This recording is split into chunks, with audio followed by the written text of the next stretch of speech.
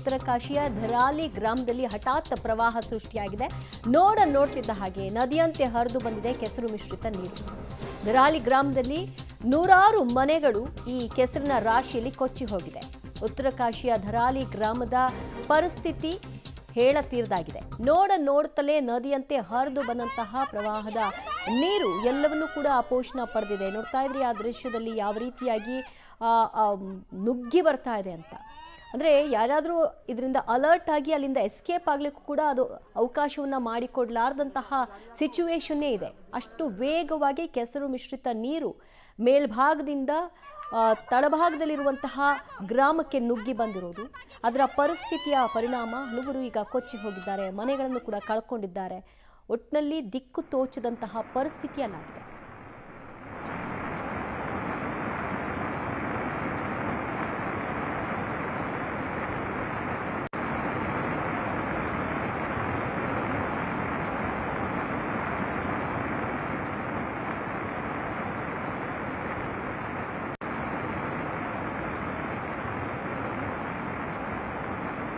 ಮತ್ತಷ್ಟು ಮಾಹಿತಿ ಪಡೆಯೋಣ ನಮ್ಮ ಪ್ರತಿನಿಧಿ ಶಬ್ಬೀರಿಂದ. ಶಬ್ಬೀರ್, ಏಕಾಏಕಿ ಆದಂತಹ ಈ ಪ್ರವಾಹ ಸದ್ಯ ರೆಸ್ಕ್ಯೂ ಕಾರ್ಯಾಚರಣೆ ಆರಂಭವಾಗಿದೆಯಾ? ಯಾವ ರೀತಿಯ ತೊಡಕು ಉಂಟಾಗ್ತಾ ಇರಬಹುದು ರೆಸ್ಕ್ಯೂ ಕಾರ್ಯಾಚರಣೆಗೆ? ನೋಡಿ ದಿವ್ಯ, ಈಗಷ್ಟೇ ಸ್ವಲ್ಪ ಹೊತ್ತಿನ ಹಿಂದೆ ಈ ಘಟನೆ ಸಂಭವಿಸಿರುವಂತದ್ದು. ಸ್ಥಳಕ್ಕೆ ಈಗ SDRF ಮತ್ತೆ NDRF ತಂಡಗಳು ಕೂಡ ಬರ್ತಾ ಇದಾವೆ. ಮೇಘಸ್ಫೋಟ ಆಗುವಂತದನ್ನ ಸಹಜವಾಗಿ ನಿರೀಕ್ಷೆ ಮಾಡಲಾಗುತ್ತೆ. ದೊಡ್ಡ ಪ್ರಮಾಣದ ಮಳೆ ಆಗ್ತಾ ಇರುವಂತಹ ಹಿನ್ನೆಲೆಯಲ್ಲಿ ನದಿ ತಟದಲ್ಲಿರುವಂತಹ ಜನರನ್ನ ಖಾಲಿ ಮಾಡಿಸುವಂತ ಪ್ರಕ್ರಿಯೆ ಕೂಡ ಆಗುತ್ತೆ. ಧರಾಲಿಯಲ್ಲೂ ಕೂಡ ಬಹುತೇಕ ಮನೆಗಳನ್ನ ಖಾಲಿ ಮಾಡಿಸುವಂತ ಕೆಲಸಗಳು ಕೂಡ ಆಗಿತ್ತು. ಆದ್ರೆ ಕೆಲವೊಂದಿಷ್ಟು ಜನರು ಅಲ್ಲೇ ಉಳ್ಕೊಂಡಿದ್ರು. ಬೇರೆ ಬೇರೆ ಕಾರಣಗಳಿಗೆ, ಜಾನುವಾರುಗಳಿರ್ತವೆ, ಮತ್ತೆ ಬೇರೆ ಬೇರೆ ಕೆಲಸಗಳೇನಿರ್ತವೆ, ಅವುಗಳ ಪರ್ಪಸ್ಗೋಸ್ಕರ ಇನ್ನೂ ಒಂದಿಷ್ಟು ಜನ ಅಲ್ಲೇ ಉಳ್ಕೊಂಡಿದ್ರು. ಆದ್ರೆ ಈ ಒಂದು ಏಕಾಏಕಿ ಪ್ರವಾಹ ಆಗಿರುವಂತ ಹಿನ್ನೆಲೆಯಲ್ಲಿ ಅವರು ಈ ಒಂದು ನದಿಯ ಪ್ರವಾಹದಲ್ಲಿ ಕೊಚ್ಚಿ ಹೋಗಿರುವಂತ ಸಾಧ್ಯತೆ ಇದೆ ಅಂತ ಈಗ ನಿರೀಕ್ಷೆ ಮಾಡ್ಲಾಗ್ತಾ ಇರುವಂತದ್ದು. ಆದ್ರೆ ಎಷ್ಟು ಜನ ಅನ್ನುವಂಥದ್ದು ನಿರ್ದಿಷ್ಟವಾಗಿ ಇನ್ನೂ ಕೂಡ ಅಂಕಿ ಸಂಖ್ಯೆಗಳು ಗೊತ್ತಾಗಿಲ್ಲ. ಸ್ಥಳೀಯ ಆಡಳಿತ ಈಗ ರಕ್ಷಣಾ ಕಾರ್ಯಾಚರಣೆಗೆ ಕೂಡ ಮುಂದಾಗಿರುವಂತದ್ದು. SDRF NDRF ಸೇರಿದಂತೆ ಅಗ್ನಿಶಾಮಕ ದಳದ ಸಿಬ್ಬಂದಿಗಳನ್ನ ಕೂಡ ಇದಕ್ಕೆ ಬಳಕೆ ಮಾಡ್ಕೊಳ್ಳಾಗ್ತಾ ಇರುವಂತದ್ದು.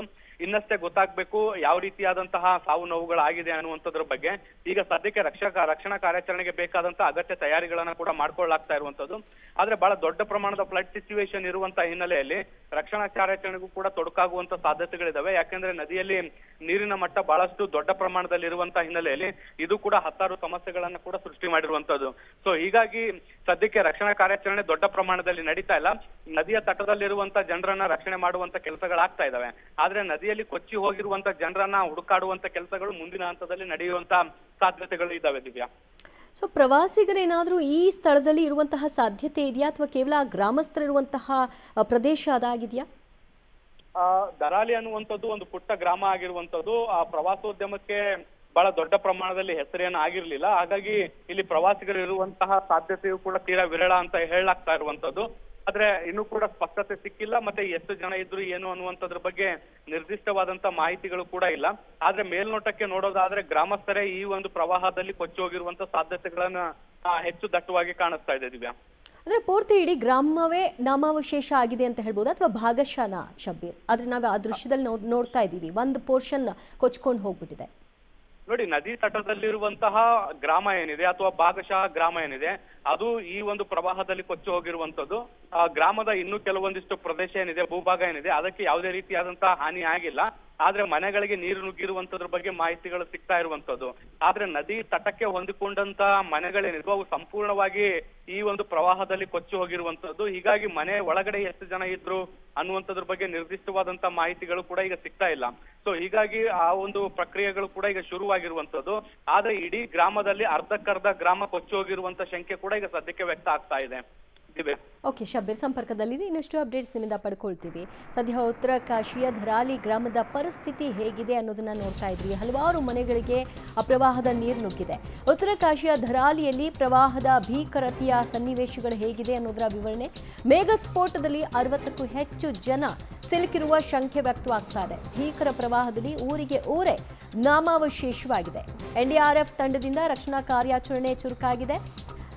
ಉತ್ತರಕಾಶಿಯ ಧರಾಲಿ ಗ್ರಾಮದಲ್ಲಿ ಈ ದಿಢೀರಂತ ಪ್ರವಾಹ ಸೃಷ್ಟಿಯಾಯಿತು. ಕೆಲ ಗಂಟೆಗಳ ಹಿಂದೆ ಆದಂತಹ ಈ ಪ್ರವಾಹ ಹಿನ್ನೆಲೆಯಲ್ಲಿ ಈಗ NDRF, SDRF ಟೀಮ್ ಸ್ಥಳಕ್ಕೆ ದೌಡಾಯಿಸ್ತಾ ಇದ್ದು ಯಾರೆಲ್ಲ ನಾಪತ್ತೆಯಾಗಿದ್ದಾರೆ ಅವರ ರೆಸ್ಕ್ಯೂ ಕಾರ್ಯಾಚರಣೆಯಲ್ಲಿ ತೊಡಗಿಕೊಳ್ಳುವಂತಹ ನಿಟ್ಟಿನಲ್ಲಿ ಈಗ ಮುಂದಾಗ್ತಾ ಇದ್ದಾರೆ. ದೃಶ್ಯದಲ್ಲಿ ನೋಡ್ತಾ ಇದ್ರಿ, ಹಲವಾರು ಮನೆಗಳಿಗೆ ಪ್ರವಾಹದ ನೀರು ನುಗ್ಗಿಬಿಟ್ಟಿದೆ. ಬಹುತೇಕ ಮನೆಗಳು ನೀರಿನಲ್ಲಿ ಮುಳುಗಡೆಯಾಗಿರುವಂತಹ ಚಿತ್ರಣ ಮತ್ತು ವಾಹನಗಳೆಲ್ಲವೂ ಕೂಡ ಆಟಿಕೆಗಳ ರೀತಿಯಲ್ಲಿ ಒಂದು ಕಡೆಯಲ್ಲಿ ನಿಂತಿರೋದು ಇದೆಲ್ಲವೂ ಕೂಡ ಕಾಣಿಸ್ತಾ ಇದೆ. ಮತ್ತಷ್ಟು ಮಾಹಿತಿ ಪಡೆಯೋಣ ನಮ್ಮ ಪ್ರತಿನಿಧಿ ಶಬ್ಬೀರಿಂದ. ಶಬ್ಬೀರ್, ಈಗ NDRF ಟೀಮ್ ಸ್ಥಳಕ್ಕೆ ತೆರಳಿದೆಯಾ? ಈಗ ಆ ಕಾರ್ಯಾಚರಣೆ ಆರಂಭವಾಗಿದೆಯಾ? ದಿವ್ಯಾ, ನಾನು ಆಗ್ಲೇ ಹೇಳ್ತಾ ಇದ್ದೆ, ಈಗ ಆಲ್ರೆಡಿ ಒಂದು ಬ್ಯಾಕಪ್ ಟೀಮ್ ಏನಿರುತ್ತೆ ಹತ್ತಿರದಲ್ಲಿರುವಂತ ಬ್ಯಾಕಪ್ ಟೀಮ್ ಅನ್ನ ಈ ಒಂದು ಸ್ಥಳಕ್ಕೆ ಕಳಿಸ್ಕೊಡ್ಲಾಗಿದೆ. NDRF ತಂಡ ಕೂಡ ಈ ಒಂದು ಸ್ಥಳವನ್ನ ತಲುಪಿದೆ. ಆದ್ರೆ ಪ್ರವಾಹ ಪರಿಸ್ಥಿತಿ ಇರುವಂತಹ ಹಿನ್ನೆಲೆಯಲ್ಲಿ ಪೂರ್ಣ ಪ್ರಮಾಣದ ರಕ್ಷಣಾ ಕಾರ್ಯಾಚರಣೆ ಮಾಡ್ಲಿಕ್ಕೆ ಸಾಧ್ಯ ಆಗ್ತಾ ಇಲ್ಲ. ಆದ್ರೆ ಈ ಒಂದು ಪ್ರದೇಶಕ್ಕೆ ಎಲ್ಲಿ ತಲುಪಬಹುದು ಆ ಒಂದು ಪ್ರದೇಶವನ್ನ ತಲುಪಿ ಅಲ್ಲಿರುವಂತಹ ಜನರನ್ನ ಹಡಗುಗಳ ಮೂಲಕ ಬೇರೆ ಬೇರೆ ಮಾರ್ಗಗಳ ಮೂಲಕ ಅವರನ್ನ ಕರೆತರುವಂತ ಕೆಲಸಗಳು ಕೂಡ ಆಗ್ತಾ ಇದಾವೆ. ಈಗಿರುವಂತ ಮಾಹಿತಿಗಳ ಪ್ರಕಾರ 60ಕ್ಕಿಂತ ಹೆಚ್ಚು ಜನರು ಈ ಒಂದು ಪ್ರವಾಹದಲ್ಲಿ ಮಿಸ್ ಆಗಿದ್ದಾರೆ ಅನ್ನುವಂತ ಮಾಹಿತಿಗಳು ಕೂಡ ಬರ್ತಾ ಇದಾವೆ. ಸೊ ಹೀಗಾಗಿ ಸಾವು ನೋವುಗಳ ಸಂಖ್ಯೆ ಕೂಡ ಹೆಚ್ಚಾಗಬಹುದಾದಂತ ಸಾಧ್ಯತೆಗಳಿದಾವೆ. ಹೆಚ್ಚುವರಿ NDRF ತಂಡಗಳನ್ನ ಕೂಡ ಈಗ ಸ್ಥಳಕ್ಕೆ ಕಳಿಸಿಕೊಡುವಂತ ಕೆಲಸಗಳು ಕೂಡ ಈಗ ಸದ್ಯಕ್ಕೆ ಆಗ್ತಾ ಇದಾವೆ. ಸ್ಥಳೀಯರ ಒಂದು ಸಹಾಯವನ್ನ ಪಡೆದುಕೊಂಡು ಈಗಿರುವಂತಹ ರಕ್ಷಣಾ ತಂಡಗಳು ಕೂಡ ರಕ್ಷಣಾ ಕಾರ್ಯಾಚರಣೆಯಲ್ಲಿ ಮುಂದಾಗಿರುವಂತದ್ದು. ಮತ್ತೆ ಏನು ನಿರ್ದಿಷ್ಟವಾದಂತಹ ದೊಡ್ಡ ಪ್ರಮಾಣದ ಅನಾಹುತ ಏನಾಗಿದೆ ಆ ಒಂದು ಪ್ರದೇಶವನ್ನ ತಲುಪುವಂತ ಪ್ರಯತ್ನಗಳನ್ನ ಕೂಡ ಮಾಡ್ಲಾಗ್ತಾ ಇರುವಂತದ್ದು. ಅಲ್ಲಿ ಏನಾದ್ರು ಜನವಸತಿ ಇದ್ರೆ ಅಥವಾ ಜನರು ಏನಾದ್ರು ಇದ್ರೆ ಅವರನ್ನ ರಕ್ಷಣೆ ಮಾಡುವಂತ ಪ್ರಯತ್ನಗಳು ಕೂಡ ಈಗ ಸದ್ಯಕ್ಕೆ ನಡೀತಾ ಇರುವಂತದ್ದು.